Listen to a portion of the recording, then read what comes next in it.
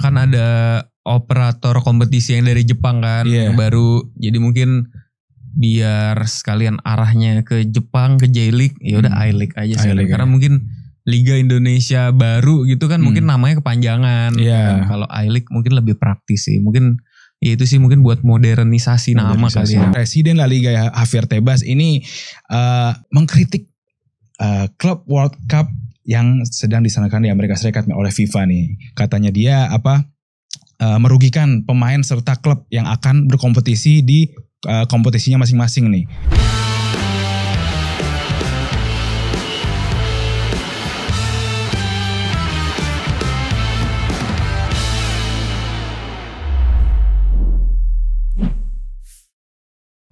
Halo Sobat Akurasi TV, kembali lagi bersama kami berdua di acara yang selalu ditunggu-tunggu untuk menikmati sajian berupa informasi sepak bola terkini dari mancanegara maupun Indonesia tercinta. Bersama gue Hanif, kembali lagi di episode ke-21 Andrea Pirlo. Kemudian siapa lagi Mir?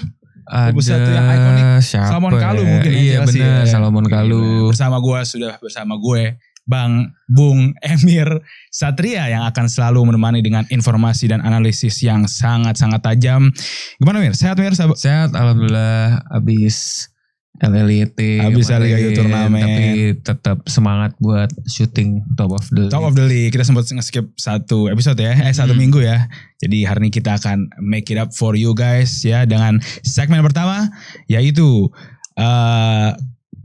kabar dari Liga Indonesia. Ada beberapa berita-berita yang hot nih Mir dari liga lokal kita. Yang pertama adalah Liga 1 akan rebranding menjadi Super League. Nah ini kalau teman-teman ingat dulu, nama Super League ini nih pernah dipakai juga tahun 2008 tuh. Waktu zaman-zamannya terkenal banget dan populer banget. Yang setahu gue banyak pemain luar negeri yang juga pengen main di ESL, khususnya di area Asia Tenggara. Menurut lu gimana Mir? Dengan perubahan ini apakah akan meningkatkan value dari Liga Indonesia atau bahkan mungkin menarik pemain-pemain yang dari luar nih yang terkenal, yang cukup ada namanya gitu? Kalau dulu namanya kan Indonesia Super League ya. Sekarang jadi BRI Super League. Oh gitu. Iya kan, jadi BRI Super League. Jadi sebenarnya rebrandingnya kayak mau balik ke yang dulu aneh, tapi mau yang baru kok sama yang dulu gitu kan. Jadi ya mungkin kalau gue sih gak terlalu ngaruh kayaknya dari nama gitu. Karena Liga 1 menurut gue juga udah fine-fine aja sih. Tapi mungkin biasanya biar, karena kan yang rebranding Liga 2 juga jadi rebranding. Terus operator LIB jadi I-League juga.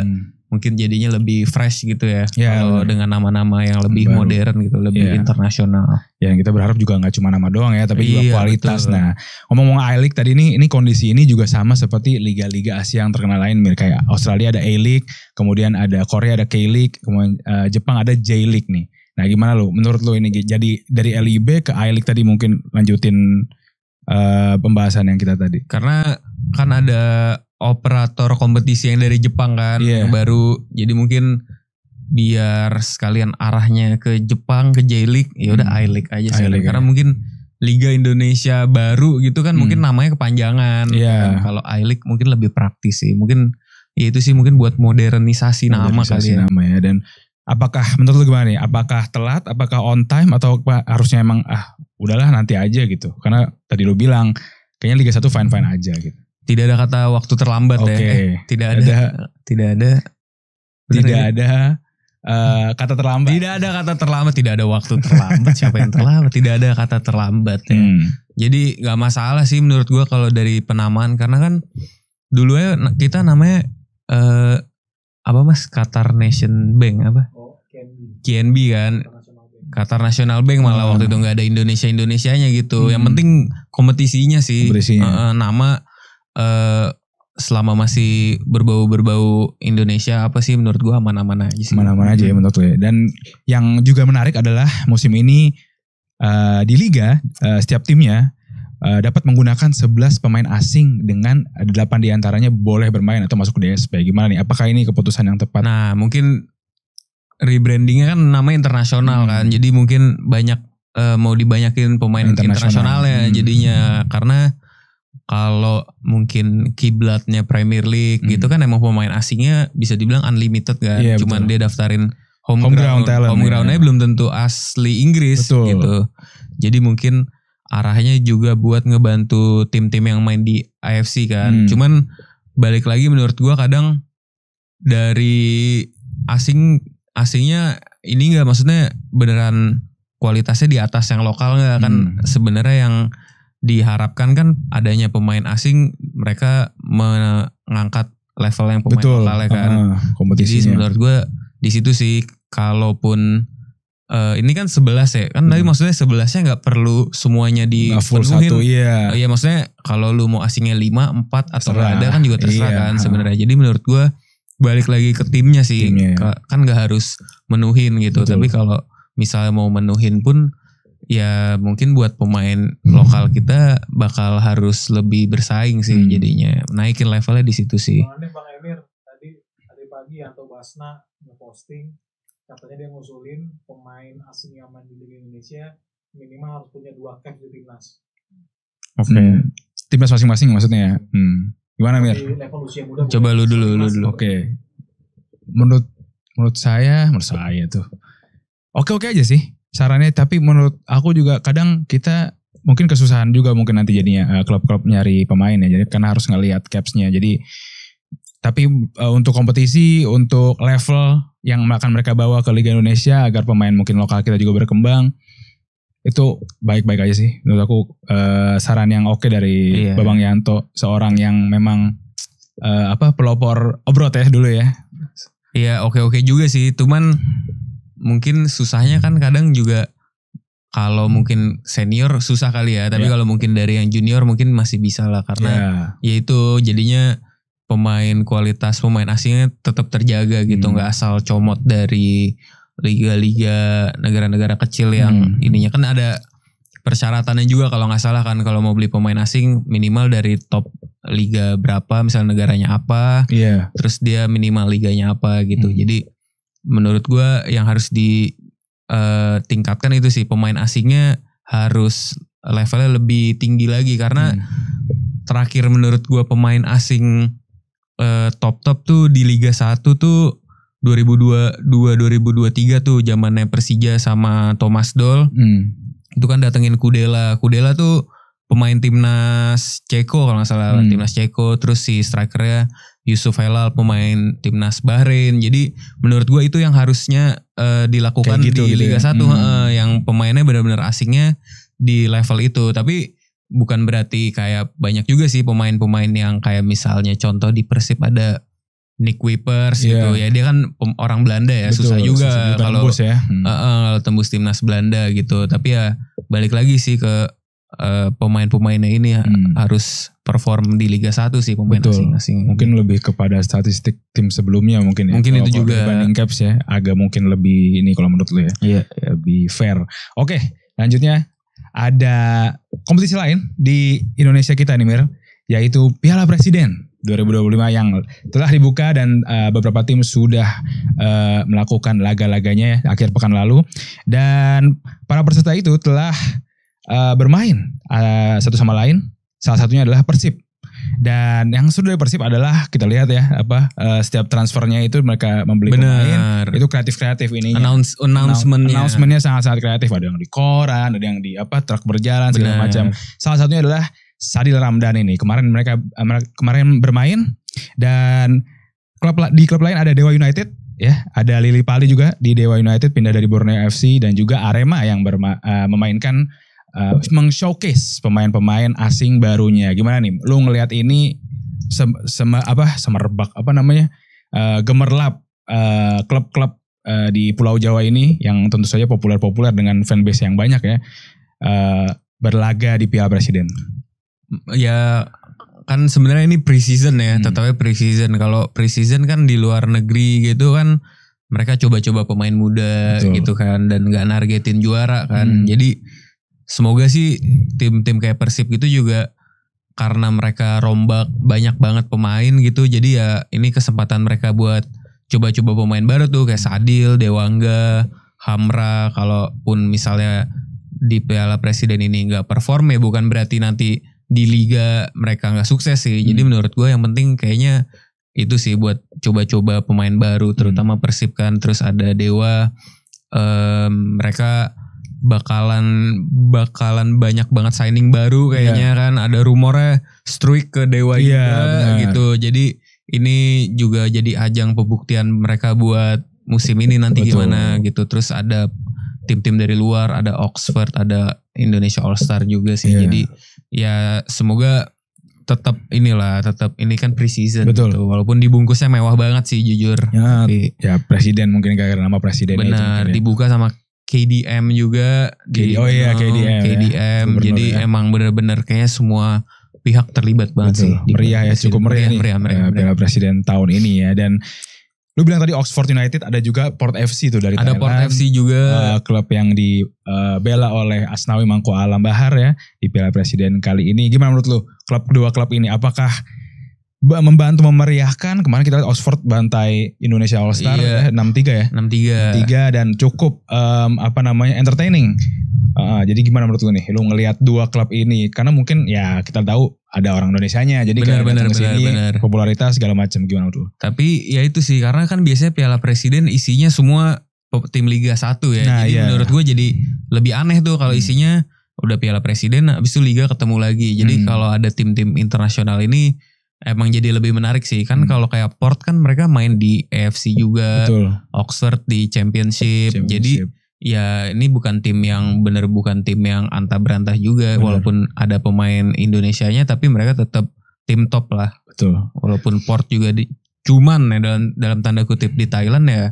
Tahun lalu aja lawan Persib di AFC mereka menang gitu. Betul. Jadi sangat-sangat oke sih dengan adanya tim-tim luar. Tambahan tim-tim ini ya, jadi tambah meriah mungkin tadi ya. Dan di Indonesia All Star kita jangan lupa ada pemain seperti Rico Simanjuntak yang kemarin membuat kejutan dengan mampu beberapa kali mengancam pertahanan Oxford United, dan mungkin juga cukup kewalahan ya dengan badan kecilnya dan kecepatannya, berhasil mencetak 1 gol.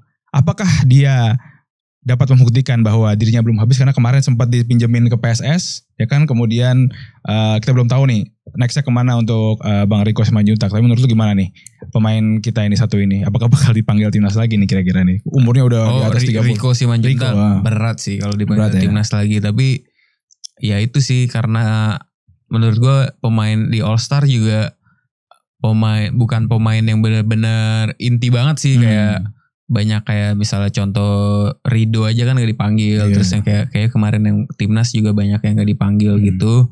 Jadi ya kalau untuk menurut gue Rico sih masih oke sih buat di Liga 1. Tapi kalau ke timnas sih berat sih, saingannya banyak banget posisi dia. Dan itulah dia segmen kita di bahas Piala Presiden 2025 ini. Dan menurut lu kira-kira siapa juara Mir? Juara. Megang siapa nih Piala Presiden? Dewa sih gue. Dewa ya? Dewa. Dan mungkin translate juga ke Liga nanti ya. Benar. Pembelian-pembeliannya cukup menarik nih, bisa bersaing sama Persib Bandung yang juga menarik pembeliannya. Oke, kita masuk ke segmen selanjutnya. Kita akan membahas yang tadi Emir sudah bilang di awal, yaitu La Liga Youth Turnamen telah sukses digelar di Greater Jakarta area, dan kini kita tetap di Indonesia nih ya. Karena pekan lalu La Liga Youth Turnamen telah berakhir dan menghasilkan 3 juara dari setiap masing-masing kategori nih. Ada momen unik apa nih yang paling berkesan dari lu kemarin? Paling berkesan apa ya? Paling berkesan lu dulu deh. Gue mikir-mikir lu yang berkesan. Gue mungkin gol-golnya si juara U16 tuh ya, si Forsgy. Karena last minute semua tuh. Dari semifinal ke final tuh golnya last minute dan dari set piece. Itu gue pertama kali, mungkin gue juga kurang gaul juga, gak nonton SSB atau grassroots. Tapi kayak ngegolin dari set piece, terus kayak set piece-nya tuh sangat terstruktur. Itu gue pertama kali ngeliat di SSB tuh di Forsgy gitu. Lo gimana? Kalau gue mungkin kalau pertandingan finalnya U14 tuh gue Garuda Lampung lawan CS Private. Itu balas-balasan gol ya? Balas-balasan gol, dan si CS Private nih comeback dari 3-1 ke 4-3. Dan gue juga sama tuh gak pernah nonton pertandingan SSB sedramatis itu ya. Dan seseru itu menurut gue. Dan emang mereka kelihatan ini sih, maksudnya pemain-pemain ini emang serius ya. Maksudnya gak main-main gitu. Betul. Di turnamen ini udah kayak emang ibaratnya mungkin ya mereka banggal timnas juga siap gitu. Maksudnya emang udah siap buat timnya mau ngapain tuh ya mereka siap gitu, dan dedikasi anak-anak di La Liga Youth Turnamen sih keren-keren sih. Dan gue kagum juga anak-anak di grassroots ya, bener-bener memang determinasinya, mainnya itu semangat banget. Dan momen unik tadi kita udah sempat mengeluarkan ya, share ke teman-teman juga. Dan Forsgy nih yang tadi gue bahas, dia juara U16 dengan pemain-pemain yang tampil cemerlang nih. Gimana lu melihat Forsgy nih? Kita lihat bahas U16 ya dulu nih. U16 ya, Forsgy emang itu kalau di SSB mungkin banyak yang niatnya mungkin mainnya possession ya, tapi ujung-ujungnya penerapannya direct gitu. Menurut gue ngeliat Forsgy beberapa kali main tuh mereka bisa beneran main build up gitu, beneran main kaki ke kaki gitu, dan itu sih yang paling gue kagum dari Forsgy yang U16 ya, karena yang U14 kayaknya masih baru. Jadi yang U16 sudah kelihatan mateng lah gitu. Masih bangun chemistry ya yang 14 ya, karena mereka fall short ke juara keempat ya. Dan tim-tim U14 juga banyak yang seru juga, tapi yang menarik adalah tim U12 nih Mir, karena mereka bermain yang biasanya 7 lawan 7, 9 lawan 9, ini sekarang 11 lawan 11, dan gak kelihatan capek nih anak-anak kemarin tuh. Sih. Bener-bener pengen main lagi, walaupun kita udah ngasih waterback ya.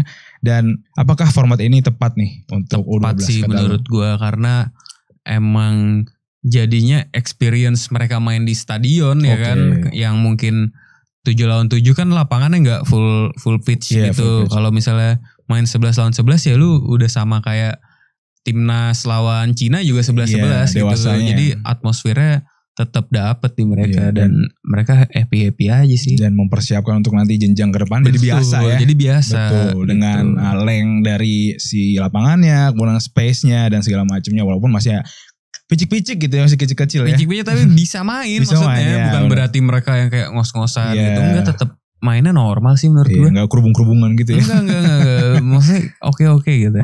Oke. Kalau gitu itulah La Liga Youth Turnamen kemarin berhasil dan sukses diselenggarakan, dan kita lanjut ke biangnya nih. Apa tuh? La Liganya nih. Tadi La Liga Youth Turnamen, sekarang kita bahas La Liganya, di mana kemarin lagi panas-panasnya Presiden La Liga Javier Tebas ini mengkritik klub World Cup yang sedang diselenggarakan di Amerika Serikat oleh FIFA nih. Katanya dia merugikan pemain serta klub yang akan berkompetisi di kompetisinya masing-masing nih.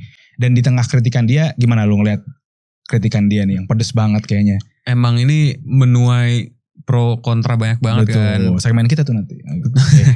Dan kita juga waktu itu bahas kayaknya emang jadwalnya yang salah. Kan. Tapi emang gak bisa dimasukin ke timeline utama liga gitu. Emang kayaknya kalau emang mau main klub World Cup ya waktunya emang bulan ini. Tapi ya itu sih jadinya pemain kayaknya gak istirahat. Kayak Madrid mungkin selesai kalau lolos final, main weekend ini, main lagi langsung mulai liga kan awal Agustus. Jadi emang gak ada pre-season ya, ini pre-seasonnya jadinya gitu. Tapi duitnya gede banget sih, kayak mereka Madridnya kalau gak salah udah balik modal tuh buat yang nebus Trent Alexander-Arnold 10 juta.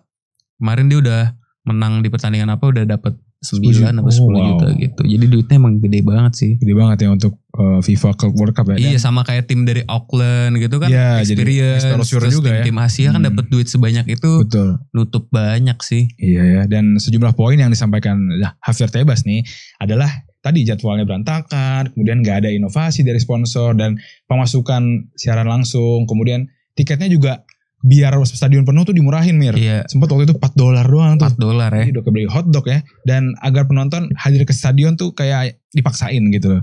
Gimana lo ngelihat ini? Apakah terlalu force atau tadi lo bilang kayak ya susah gitu untuk nyempilin di jadwal Eropa maupun nanti pre-season lagi? Iya, kalau tiket sih ya itu pasti tapi kan tim Brazil penuh semua tuh, supporternya pada datang semua. Jadi kayaknya kalau tim gede yang main udah pasti rame sih, tapi kalau Urawa Reds lah atau siapa gitu emang bakal susah sih nyari supporter sampai full.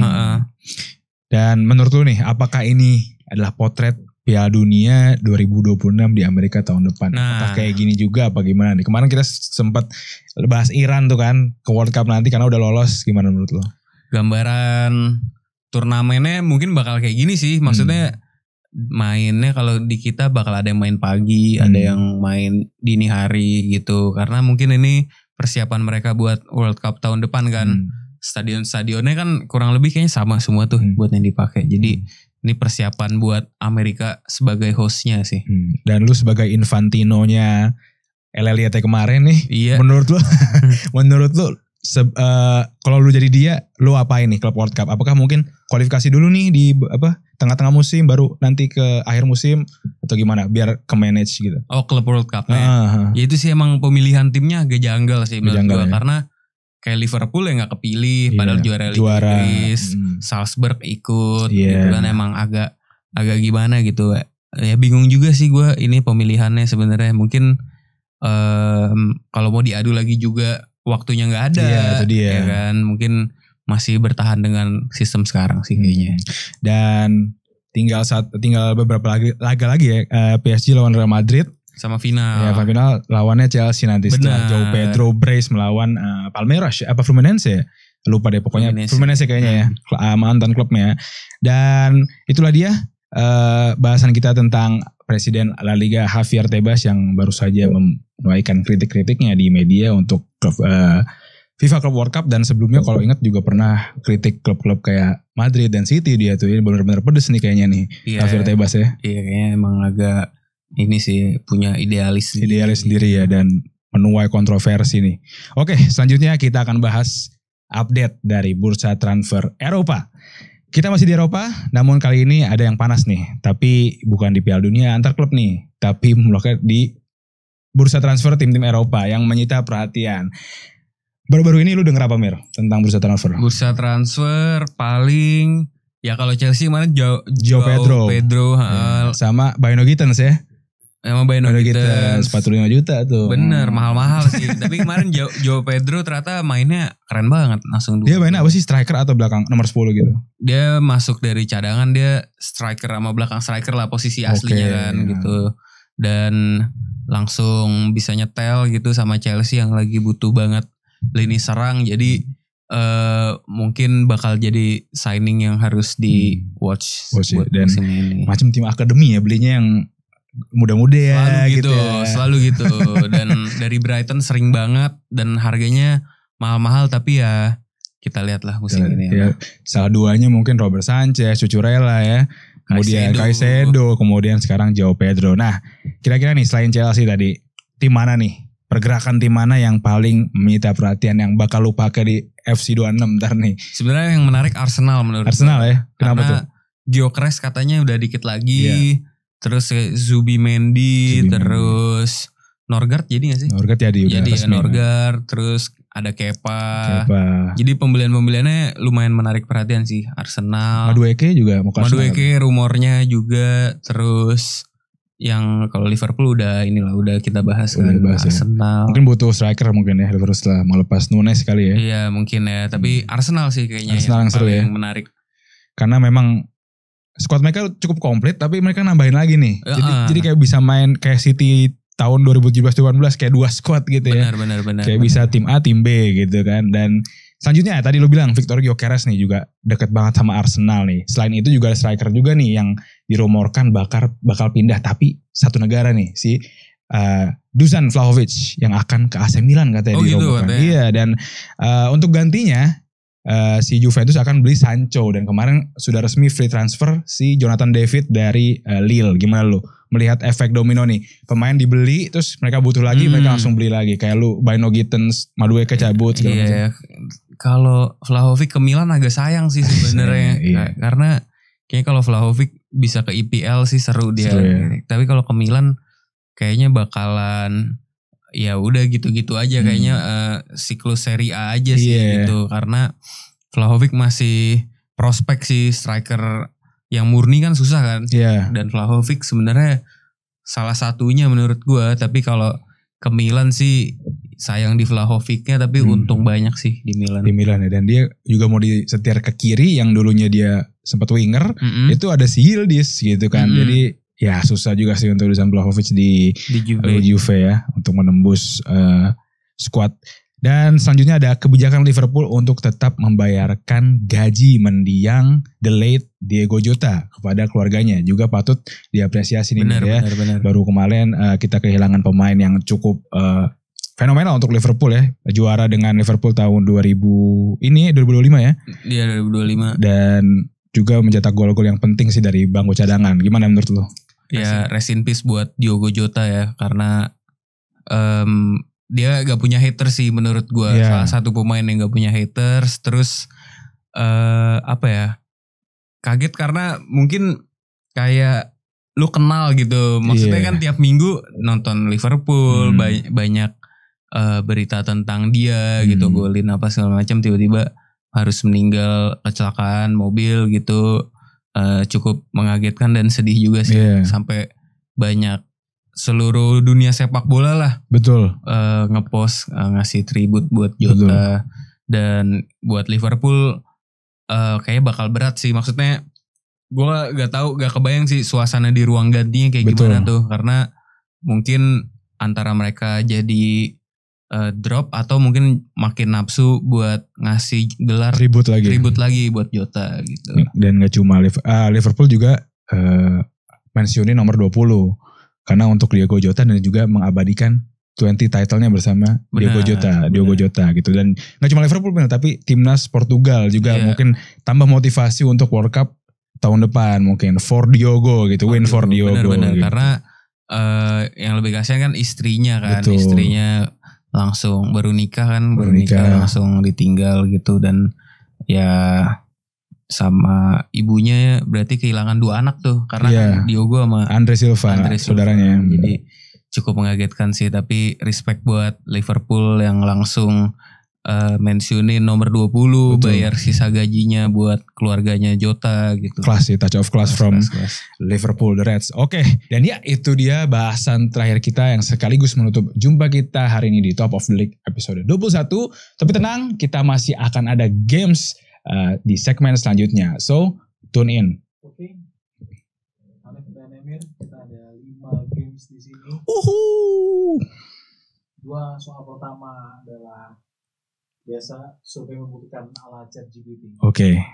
Yang pertama adalah 5 pemilik klub paling royal versi ChatGPT. Pemilik klub? Iya. Paling royal berarti owner. Dari spending klubnya gitu. Sudah dulu siapa? Yang udah kalah nomor kalah suit. Oke, 1, 2, 3. Oke, gue menang. Oke. Harus merem gue. Saya jawab. Oke, ini yang masih jadi owner apa yang pernah udah enggak? Yang terkini. Yang terkini. Kalau lupa nama boleh sebut nama klubnya. Yaudah oke. Yang pertama Todd Bowley, Chelsea. Oke, nomor 2. Buset. Maaf. Mr. Big. Oke, selanjutnya mungkin ada ya PSG. Nomor 5. PSG. Sementara 5 poin. Buset, kalah gue langsung. Ada Manchester City. Nomor 1. 5 poin.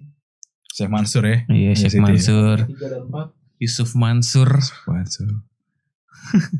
Tunggu, apa lagi ya? Royal ya. Oke, kalau gitu Real Madrid. Nomor 3. Tinggal nomor 4 dong. Nomor 4. Sabu bersih lah. Barcelona miskin. Tunggu, bukan jawaban saya. Barcelona kan gak punya duit maksudnya. MU. Aneh mau present dulu kan? Boleh. Tadi PSG Man City udah ya. Berarti saya akan siapa lagi yang depannya ini ya? Oh yang Qatar kalau enggak yang tim ini Atletico. Newcastle. Betul. Oh iya dong Newcastle ya. Ini yang bersih di pertama. Gue Riyad Air Metropolitano. Selanjutnya 5 kota di dunia dengan jumlah klub paling banyak. Jadi yang disebut adalah kotanya aja. Oke, sudah 1, 2, 3. Oke, langsung ya. London. Oke, nomor 1 dengan 5 poin. Oke. Nomor 2 ada buat clue 2-5 Cuma Kotanya random. Kotanya tidak kita bayangkan. Bukan kota besar gitu. bukan kota besar, bukan. Kota besar, tapi kita tidak menyangka dia adalah klubnya banyak. Oh gitu. Oke, ini. Eropa tapi. Dunia. Ini Berlin. Tidak. Maningnya situ ada. Tokyo. Tidak ada. Wes. Ini Rio de Janeiro. Tidak ada. Tipis. Sao Paulo. Nomor 4. Wajah. Dengan 10 klub. Buset. Emang Mirip dengan London. sebutkan ya. Nggak usah. Oke, kalau gitu ada Sementara Hanif 5, Emir 2 poinnya di game kedua ini. Manchester. Oh tidak ada. Clue kali ya. Sudah mau keluar, oke? Ya, Boleh. Di Amerika Latin ada yang di negara yang dekat-dekat dengan Eropa, bisa Asia bisa, sama satu lagi Eropa. Jadi ada 3 Oh di Amerika Latin, Amerika Latin, Asia, Eropa dekat. Asia dan Eropa dia di tengah. Oke, sama. di Eropa. Oke, siapa duluan? Iya, kan Gua. giliran. Ini Istanbul. Betul. Nomor 3 dengan 8 sampai 10 klub. Banyak banget Istanbul, Başakşehir. Terus Amerika Latin tadi ya. Ada di Buenos Aires. Betul nomor 2. Oke. Berapa banyak mas? 16 klub deh. Banyak bener. Sama Asia satu lagi ya? Eropa. Eropa satu lagi ya? Athena, Yunani.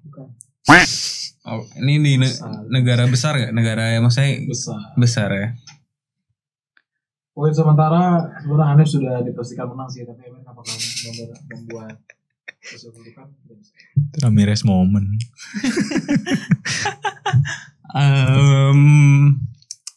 Madrid. Betul. Oh betul, ada berapa? Dia ada 8. Oh ada 8. Sebenarnya kan ada Vallecano, Valladolid, Oh, Real ya? Getafe, segala macam. Oh, Getafe Madrid. Iya kita Madrid. Oke, jadi sementara adalah Emir 3, Hanif 5 tambah 4 tambah 3. Skor sementara 1-1. Selanjutnya kita raja terakhir. Waduh, sulit nih. Sebutkan pemain yang pernah Main kencing bermain lagi. satu tim dengan Cristiano Ronaldo.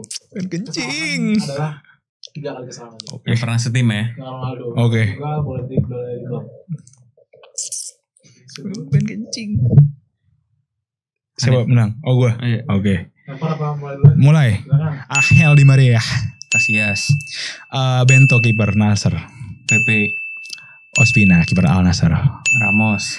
Buset. Ini apa? Sadio Mane. Arbeloa.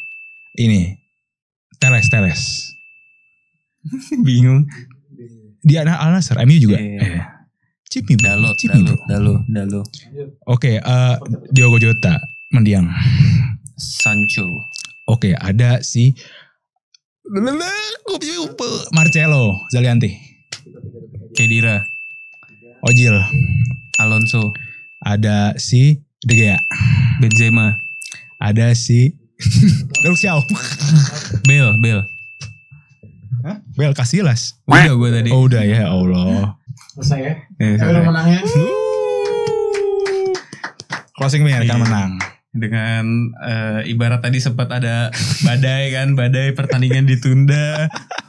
Kira games diselesaikan tadi. Oke, itu dia tadi episode ke-21. Jangan lupa like, comment, subscribe dan kita akan kembali di episode 22. Ciao.